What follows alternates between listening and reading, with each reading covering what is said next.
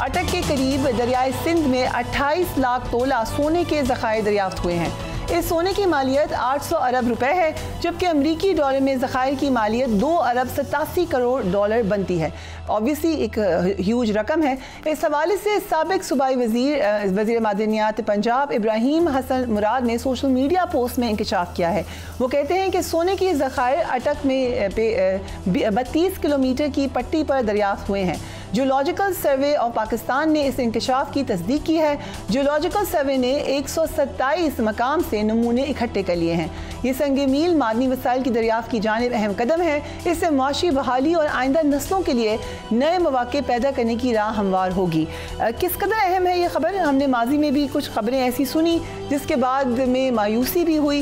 इस दफ़ा हम कितने ऑप्टिमिस्टिक हैं? पाकिस्तान में इस वक्त मादनियात के कितने बड़े ज़खायर मौजूद हैं, उनकी डिटेल्स भी आप स्क्रीन पर देख सकते हैं। हमारे साथ डॉक्टर खाकान नजीब मौजूद हैं। Thank you so much for joining us doctor साहब। क्या कितनी बड़ी खबर है ये?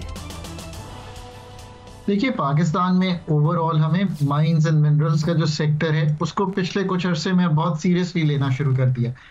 मतलब बैरिक गोल्ड, ये जो सारा कुछ रेकोडेक का सॉर्ट आउट हुआ, सो अब गवर्नमेंट ऑफ पाकिस्तान उसकी 25% की, यानी कि फेडरल गवर्नमेंट के पास है शेयर्स, 25% जो है हमारे प्रोविंसेस के पास हैं। मैंने तो हमेशा कहा है कि पाकिस्तान की एक रॉक्स एंड क्रॉप्स की एक अच्छी स्टोरी है। इसका मतलब है, रॉक्स का मतलब है मादनियात, जिंक, मैग्नीशियम, बहुत से रिजर्व्स हैं, और जो ये टाइटेनियम बेल्ट जिसको पूरी कहते हैं। और दूसरी बात ये जिसका अभी आप जिक्र कर रही हैं कि ये सुना जा रहा है कि जो जियोलॉजिकल सर्वे है उसमें आई थिंक 127 लोकेशंस हैं जो उन्होंने देखी हैं, और वो ये कह रहे हैं कि पाकिस्तान में तकरीबन 32.6 मेट्रिक टन के जो ज़खायर हैं, जिसका मतलब है 28 लाख तोला सोना जो है उसकी एक निशानदेही की है। आई थिंक ये तकरीबन 32 किलोमीटर का स्पैन है जो इसका है अलॉन्ग द इंडस रिवर, जिसकी ये बात हो रही है। अच्छी चीज है, 600-800 अरब रुपए की ये चीज है। अब बात यह है कि ये कहना तो आसान है, जियोलॉजिकल सर्वेज तो बहुत एग्जिस्ट करते हैं, पर इसको अमली जामा पहनाना ऑफ कोर्स एक I was going to ask you, क्योंकि यही बार बार हमें बताया जाता रहा है कि ज़खायर होना इतनी बड़ी बात नहीं है, उनको निकालने में जो अखराजात हैं, उनको कैसे सस्टेन करना है, उसको कैसे आपने फ़ायदा लेना है, वो मेन काम होता है। उसके लिए कितना प्रिपेयर है पाकिस्तान इस वक्त? देखिए ना, एक तो ये बात है कि ये जो टेक्नोलॉजी है ये सारा काम करने के लिए, यानी कि माइंस एंड मिनरल्स की जो टेक्नोलॉजी है ये चंद ममालिक के पास है और चंद बड़ी कंपनीज के पास है। मैं नाम ले देता हूँ, बैरिक गोल्ड एक है जो कर रही है, BHP बिलिटन एक है, रियो टिंटो एक है, ये ऑस्ट्रेलियन कंपनीज है। मैं चूंकि ऑस्ट्रेलियन ट्रेंड हूँ तो मैं इस चीज में बड़ा बिलीव करता हूँ। मैंने अभी ये सारा काम पाकिस्तान में शुरू भी नहीं हुआ था तो 2022 में एक आर्टिकल लिखा था, उसका टाइटल ही ये था, फरिया के rocks and crops is Pakistan future, in the near term we must put our house together to do all this. Reko Diq हो गया, अब हम आगे बढ़े। अब फिर यही बात है कि ये आपके पास एक सर्वे है, इसमें क्या आप इसको अमली जामा पहनाने के लिए इसकी वेरिफिकेशन और रेगुलेटरी फ्रेमवर्क बना पाएंगे? ये आपको बनाना है। अब ये कहा जा रहा है कि एक लोकल फर्म को कहा जाएगा कि वो इसमें इन्वॉल्व होकर उसका एक वेरिफिकेशन प्रोसेस करें। तो once we have the verification process, फिर एक ऑप्टिमिज्म जनरेट होगा, एक इंटरेस्ट जनरेट होगा, फिर आप बिड करेंगे उन एरियाज की, फिर वो जो होल्स हैं जिस तरह हम कहते हैं वो कंपनीज आएंगी, वो उसको लेंगी। ये पोटेंशियल तो बिल्कुल है पाकिस्तान का। मतलब 2029 के करीब जाके रेकोडेक से जो पहला कॉपर निकलेगा उसकी $1 अरब की शायद एक्सपोर्ट भी शुरू हो जाएगी।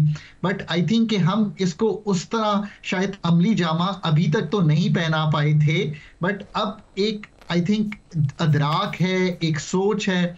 सऊदी अरेबिया भी इंटरेस्ट ले रहा है, पाकिस्तान का माइंस एंड मिनरल्स में इंटरनेशनल ग्लोबल इंटरेस्ट भी बहुत है। सो इन सब चीजों को देखते हुए आई एम श्योर कि अब पंजाब गवर्नमेंट जो है ये उस पे ज्यूरिसडिक्शन में आता है कि वो इसको लेकर आगे बढ़ेंगी। लेट्स होप कि हम ये सारा कुछ कर पाए आने वाले दिन। बट डॉक्टर साहब, अगर हम थोड़ा सा माजी में चले जाएं, ज़खायर के हवाले से भी रेकोडेक का भी आपने जिक्र किया, 2015 में चिनियोट में लोहे, तांबे और सोने के ज़खायर दरियाफ्त हुए और कहा गया था उस वक्त कि लोहे के ज़खायर 50 करोड़ टन तक हो सकते हैं, लेकिन फिर कुछ प्रोग्रेस नहीं हुई। सो इस दफा हम क्या समझें कि इट विल बी डिफरेंट? देखिए, एक दैट्स द अंडरलाइंग सोच कि ये कहना और उसको फिर प्रूव करना और उसको फिर फ्रेमवर्क में डालकर वाकई ही प्रोड्यूस करना, फिर उसकी जिसे आप कहेंगे ग्राइंडिंग करना, उसको उस सतह पर लाना कि वो एक्सपोर्टेबल हो, ये सारा कुछ अभी तक सैंडक भी हम कर चुके हैं, उसमें से भी कुछ फायदा हुआ, वो भी चाइनीज इन्वॉल्व थे। आई थिंक अदराक ज्यादा है, SIFC भी इस पे काम कर रही है, अगर मैं गलत नहीं याद आ रहा मुझे तो अब माइंस एंड मिनरल्स का एक अलग डिवीजन भी बन गया है। पहले पेट्रोलियम का पार्ट होता था जी। सो आप ये देखिए ना कि there is more seriousness to this, but इसका एक रेगुलेटरी फ्रेमवर्क फिर पूरे पाकिस्तान में क्या क्या एग्जिस्ट करता है। सो आई थिंक विद टाइम ये होता चला जाएगा, इसके रेगुलेशंस बेहतर होंगे जब दुनिया को ये लगेगा। अभी लग भी रहा है, आपको पता है रेकोडेक में भी पाकिस्तान की सऊदी अरेबिया से भी बातचीत चल रही है कि वो भी उसमें इंटरेस्ट लें, और अभी तो कुछ होल्स हमने रेकोडेक में दिए हैं। The potential is obviously much more, और जैसे जैसे ये चीजें सेटल होती जाएंगी, बलूचिस्तान के लोगों के लिए नौकरियां भी निकलेंगी, लोकल लोग भी उसमें आएंगे। बहुत से लोग ये कहते हैं कि आप फॉरेन कंपनीज को क्यों देते हैं। यहाँ मैं ये जरूर कहना चाहता हूँ कि ये एक्सपर्टीज तो उन्हीं के पास है ये काम करने की। जैसे मैंने कहा कि जो कनाडा की फर्म्स हो या ऑस्ट्रेलिया की हो, वो ही ये सलाहियत रखती हैं कि हमारे यहाँ आके करें, बिकॉज इसमें इनिशियल मनीज बहुत इन्वॉल्व होती है। राइट। सो एक और important topic which is your forte, आज प्राइम मिनिस्टर ने कैबिनेट के इजलास में बड़ी अहम बातें बताई। उन्होंने कहा कि गुज़िश्ता माली साल के मुकाबले में इस साल के पहले 5 माह में गर्दिशी कर्जे में 12 अरब की कमी आई है। बिजली के शोबे में वसूलियों में 4% इजाफा हुआ है और नुकसानात की मद में 53 अरब की कमी आई है। सो क्या हम कह सकते हैं कि तवानाई में हम अब बेहतरी की तरफ जा रहे हैं? पर यह एक तो बात बिल्कुल क्लियर है कि तवानाई का जो शोबा है, मैं इसमें रिफॉर्म का भी लफ्ज नहीं इस्तेमाल करता जब तक इसकी तंजीमें नौ नहीं करेंगे। अगर मैं 2024 के फिगर वो देखूं जो आए हैं नेपरा की रिपोर्ट में, तो इट्स एन अनकंफर्टेबल रिपोर्ट। 600 अरब रुपए का नुकसान पिछले साल, यानी कि 2024 जब जून 30 खत्म हुआ तो हमने ये देखा कि 600 अरब रुपए का नुकसान है, जो पाकिस्तान की नेपरा की अलाउड लाइन लॉसेस हैं उससे बहुत ज्यादा हैं। जो नेपरा के अलाउड आपने कलेक्शंस करनी है, यानी कि 100%, वो 90% पे हैं।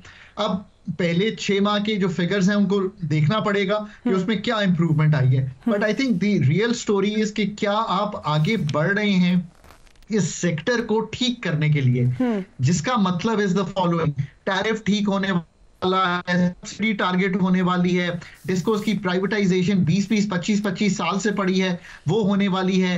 आप क्या वाकई ही रेगुलेटरी सेटअप को ठीक करने से मेरा क्या मतलब है कि क्या आप रेगुलेटरी सेटअप ऐसा बना पाएंगे कि पाकिस्तान में लोग इन्वेस्ट करने को तैयार हों इस काम में। So one has to really very seriously think कि ये वो सेक्टर है जिसकी टॉप जो बड़ी कंपनीज हैं, वो जो हमारी 6000 अरब रुपए के लॉसेस खड़े हुए हैं उसमें सब शामिल है। पेशावर, क्वेटा, लाहौर, मतलब ये नहीं है कि ये सिर्फ कोई स्पेसिफिक एरिया, ये ऑल ओवर जो कंपनीज हैं वो इस लॉसेस में। 2500 अरब का एक सर्कुलर डेट खड़ा है, उसको किस तरह क्लियर करना है।